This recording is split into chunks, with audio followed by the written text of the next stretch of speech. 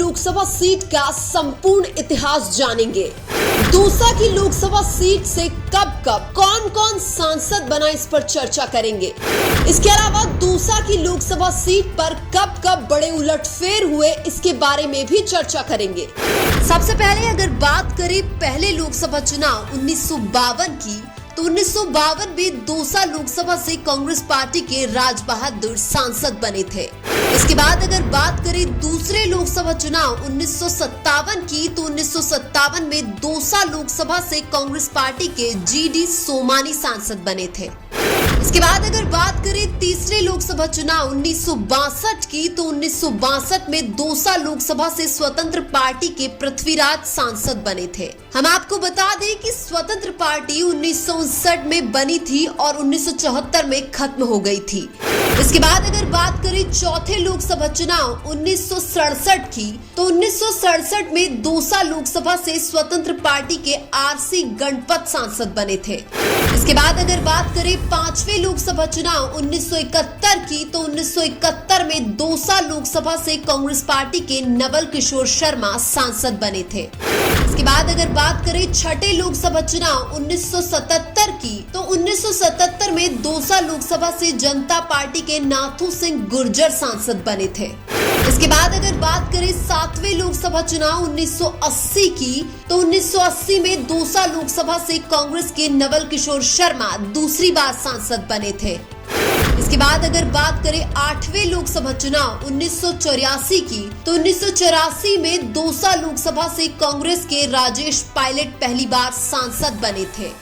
इसके बाद अगर बात करें नवे लोकसभा चुनाव 1989 की, तो 1989 में दौसा लोकसभा से भारतीय जनता पार्टी के नाथू सिंह गुर्जर सांसद बने थे।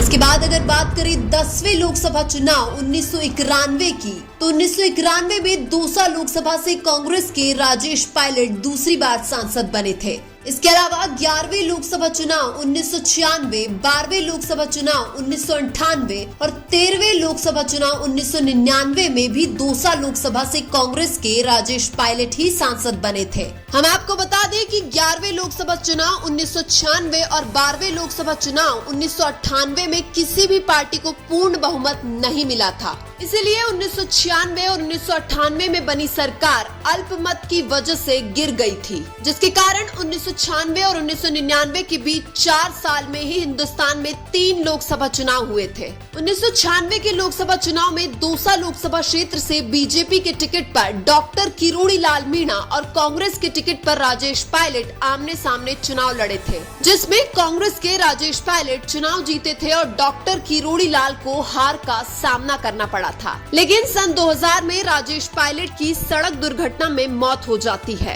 राजेश पायलट की मौत के बाद दौसा की लोकसभा सीट पर सन 2000 में उपचुनाव हुए थे। उपचुनाव में राजेश पायलट की पत्नी और सचिन पायलट की माताजी रमा पायलट चुनाव जीतकर सांसद बनी थी। इसके बाद अगर बात करें 14वें लोकसभा चुनाव 2004 की, तो 2004 में दौसा लोकसभा से कांग्रेस के सचिन पायलट सांसद बने थे। दौसा लोकसभा सीट से 2004 में सचिन पायलट 26 साल की उम्र में सबसे युवा सांसद बने थे।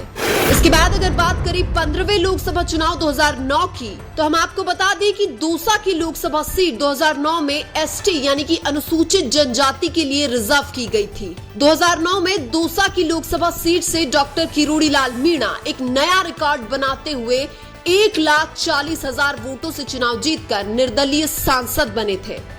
इसके बाद अगर बात करें 16वें लोकसभा चुनाव 2014 की, तो 2014 में दौसा लोकसभा से बीजेपी के हरीश मीणा सांसद बने थे। 2014 के लोकसभा चुनाव में दौसा से कांग्रेस के टिकट पर नमो नारायण मीणा और बीजेपी के टिकट पर हरीश मीणा दोनों भाई आमने सामने चुनाव लड़े थे। इसके बाद अगर बात करें 17वें लोकसभा चुनाव 2019 की, तो 2019 में दौसा लोकसभा क्षेत्र से बीजेपी की जसकौर मीणा सांसद बनी थी और अब 2024 में दौसा की लोकसभा सीट पर एक नया सांसद देखने को मिल सकता है। तो ये था दौसा की लोकसभा सीट का संपूर्ण इतिहास। इसके अलावा अगले वीडियो में आप कौन सी लोकसभा सीट का इतिहास देखना चाहते हैं, कमेंट करके जरूर बताइए। वीडियो अच्छा लगा तो लाइक कीजिए और हमारे चैनल मीणा की आवाज को सब्सक्राइब कीजिए। धन्यवाद।